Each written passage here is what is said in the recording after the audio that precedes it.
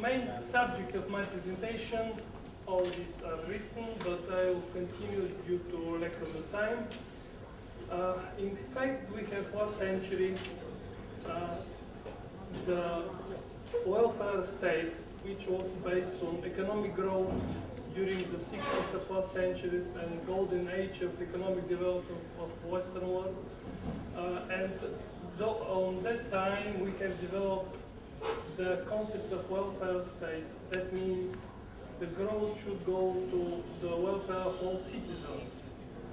But the government was engaged so much with reaching that goal, because finally government should redistribute a larger amount of gross national product, to increase taxes, to spend more money, and in fact the welfare state collapsed because it was inefficient way to create welfare for all.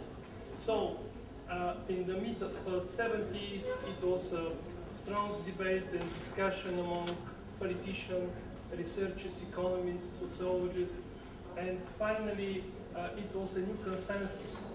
And that consensus came again back to classical formula for welfare. That means first we need economic growth, and second we can redistribute gross national product and to increase the welfare of those who are the most needed. So this is a classical approach to reach efficiency and to reach welfare. But also, not only this matter, also it was a dichotomy faced by, we have in fact efficient private sector due to competition and inefficient public sector due to bureaucratic style, due to old public management, which was very bureaucratic, very expensive and inefficient. So as a result of all these debates, it was emerged the concept of new public management. The new public management is a concept which tries to reach efficiency, first of all, efficiency of government activities in all government matters. This model led to small government, more privatization, more deregulation, and all these measures happened last 20 centuries in most developed countries. So we reach very positive outputs for changes, introducing new public management as a policy. But also people face some negative outputs came from that. Public institutions became commercialized. Many people suffered from cutting of social programs and so on. So general impression is that market-driven approach to reach efficiency in welfare is really good, but in some extent they create dissatisfaction of many social groups, and we call this Pareto inefficiency, and I like to just to remind that we are in the homeland of Alfredo Pareto, which is architect of modern welfare policy in that field. But the main lesson was that the gap between governments and citizens didn't bridge. People were not satisfied from the new public management, from this market approach to reach efficiency and to solve economic and social problems.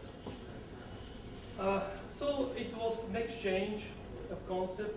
It was connected with a very interesting book written by two Americans, Reinventing Government.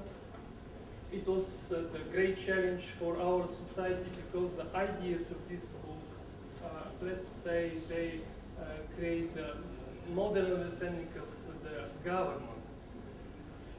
In fact, these both Americans put the old questions: what government should do, how and for whom.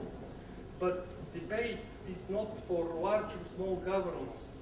It is for bad or good management of government.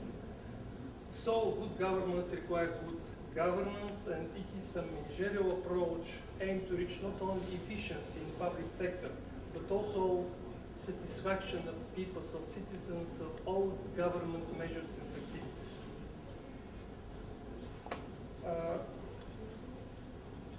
cities, I described what does it mean. Good governance combines short and medium-term policy, more cares for today problems, but also thinking for future, for challenges we have to face next years.